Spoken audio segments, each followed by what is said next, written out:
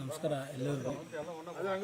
ಈಗ ವಿಡಿಯೋ ಮಾಡ್ತಾ ಇರೋ ಉದ್ದೇಶ ಏನಂದರೆ, ಪ್ರತಿಯೊಬ್ಬರೂ ಶಬರಿಮಲೆಗೆ ಬರೋದಕ್ಕೆ ರೆಡಿಯಾಗಿರ್ತಾರೆ. ಶಬರಿಮಲೆಗೆ ಬರೋಕ್ಕೆಲ್ಲ ತಯಾರಿ ಮಾಡ್ಕೊಂಡು ಹೊರಟಿರ್ತಾರೆ. ಶಬರಿಮಲೆಗೆ ಬರೋದು ತಯಾರಿ ಮಾಡ್ಕೊಂಡ ಮೇಲೆ ಇಲ್ಲಿಗೆ ಬರ್ಬೇಕಾದ್ರೆ ಏನೇನು ಪ್ರೊಸೀಜರ್ ಇದೆ, ಏನೇನಾಗುತ್ತೆ ಅನ್ನೋದ್ರ ಬಗ್ಗೆ ಒಂದು ಸಣ್ಣ ವಿಡಿಯೋ ಇದು. ನಾವು ಮೊದಲು ಬೆಂಗಳೂರಿಂದ ಬಿಡ್ತಿದ್ದಾಗೆ ಗುಂಡ್ಲುಪೇಟೆ ಮೇಲೆ ಬಂದು, ನೀವು ಕೇರಳ ಎಂಟ್ರಿ ಆಗ್ತಿದ್ದಾಗೇ ಚೆಕ್ ಪೋಸ್ಟ್ ಎಲ್ಲ ಮುಗಿದ ಮೇಲೆ ಅಲ್ಲೊಂದು ಚೆಕ್ ಪೋಸ್ಟ್ ಮಾಡ್ಕೊಂಡಿದ್ದಾರೆ. ಅಂದರೆ ಟೋಲ್ ಏನಿದೆ, ನೀವು ಟ್ಯಾಕ್ಸ್ ಕಟ್ತೀರಲ್ಲ, ಅದೆಲ್ಲ ಆದಮೇಲೆ ಒಂದು ಚೆಕ್ ಪೋಸ್ಟ್ ಮಾಡ್ಕೊಂಡಿದ್ದಾರೆ. ಅಲ್ಲಿ ನೀವು ಕೇರಳ ಎಂಟ್ರಿಗೆ ಅಂತೇಳಿ ಅಲ್ಲಿ ಒಂದು ಟಿಕೆಟ್ ತೊಗೊಳ್ಲೇಬೇಕಾಗುತ್ತೆ, ಪಾಸ್ ತೊಗೋಬೇಕಾಗುತ್ತೆ.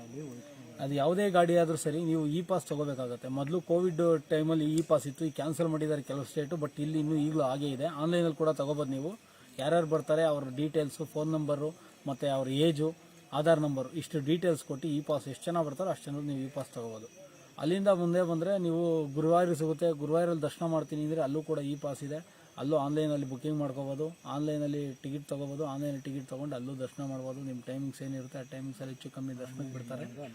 ಅಲ್ಲಿಂದ ಆನ್ಲೈನ್ ಇಲ್ಲ ಅಂದರೆ ಅಲ್ಲೂ ಕೂಡ ದರ್ಶನ ಆಗಲ್ಲ ನಿಮಗೆ. ಅಲ್ಲೂ ಆನ್ಲೈನ್ ಟಿಕೆಟ್ ಬುಕ್ಕಿಂಗ್ ಮಾಡ್ಕೊಂಡೇ ಹೋಗ್ಬೇಕು. ಆನ್ಲೈನ್ ಇಲ್ಲ ಅಂದರೆ ಬೇರೆ ಈಚೆ ಮಾತ್ರ ಕೈ ಮುಕ್ಕೊಂಡು ಬರ್ಬೋದು.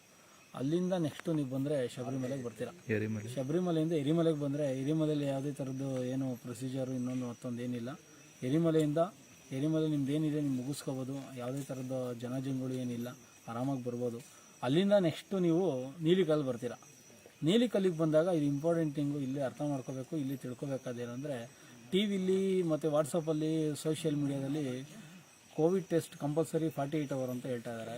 ಬಟ್ ನೀವು ಯಾವುದೇ ಕಾರಣಕ್ಕೂ 48 ಗಂಟೆ ನಿಮಗೆ ಕೋವಿಡ್ ಟೆಸ್ಟ್ ಇರುತ್ತೆ, 48 ಗಂಟೆ ಕೋವಿಡ್ ಟೆಸ್ಟ್ ಇರೋದು ನಾನು ಹೋಗ್ಬೋದು, ದರ್ಶನ ಮಾಡ್ಬೋದು ಅನ್ನೋದನ್ನ ಬಿಟ್ಟಾಕ್ಬಿಡಿ. ನ್ಯೂಸ್ನ ಆಗಲಿ, ಈ ಸೋಷಿಯಲ್ ಮೀಡಿಯಾ ನ್ಯೂಸ್ನ ನಂಬೇಡಿ.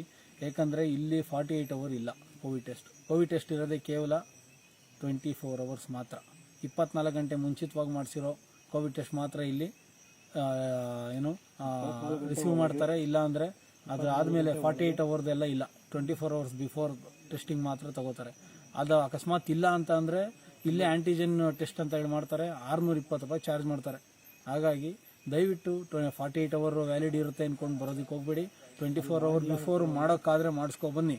ಇಲ್ಲಾಂದರೆ ಇಲ್ಲೇ ಬನ್ನಿ, 620 ರೂಪಾಯಿ ಚಾರ್ಜ್ ಮಾಡ್ತಾರೆ. 620 rupees ಚಾರ್ಜ್ ಮಾಡಿ ಇಲ್ಲೇ ನಿಮಗೆ ಆ ಸರ್ಟಿಫಿಕೇಟ್ ಕೊಡ್ತಾರೆ. ಈ ಸರ್ಟಿಫಿಕೇಟ್ ಆದಮೇಲೆ ಯಾವುದೇ ಥರದ ವೆಹಿಕಲ್ಲು ನಿಮಗೆ ಪಂಪಾಗಿ ಬಿಡೋದಿಲ್ಲ. ಪಂಪಾಗಿ ಏನಿದ್ರು ಅವ್ರ ಬಸ್ಸಲ್ಲೇ ಬರಬೇಕು. ನೀವು ಸ್ನಾನದ ವ್ಯವಸ್ಥೆ ಎಲ್ಲ ಬಂದು ಪಂಪದಲ್ಲೇ ಆಗುತ್ತೆ.